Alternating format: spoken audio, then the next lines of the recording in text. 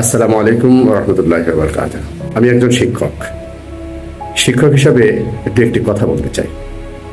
এবার ঈদের ছুটিতে আমি আমার নিজ জেলায় এসেছি। আমার শুধু একটি কথাই মনে পড়ছে যে ইসরায়েলের এই বর্বর বাহিনী কি করে ঘুমন্ত শিশুকে নির্বিচারে হত্যা করে অসংখ্য প্রাণ এভাবে ছড়িয়ে দিচ্ছে, হসপিটালের ধ্বংসযজ্ঞ চালাচ্ছে, স্কুল কলেজ কোনোটি বাদ নাই, খাদ্যের সংকট, সবকিছু মিলিয়ে একটা ট্রাজিক পরিণতি। সত্যি যেটা কষ্ট দেয়। আমি হয়তো আমার এই দেশে থেকে কিছু তেমন করতে পারছি না, কিন্তু এতটুকু তো করতে পারি যে সমস্ত ইসরায়েলের পণ্য আমাদের এই দেশে আছে সেই সমস্ত পণ্যকে বয়কট করা। অর্থনৈতিকভাবে ওদেরকে যদি পঙ্গু করে দেওয়া হয় তাহলেই ওরা উচিত শিক্ষা পাবে, উচিত জবাব পাবে।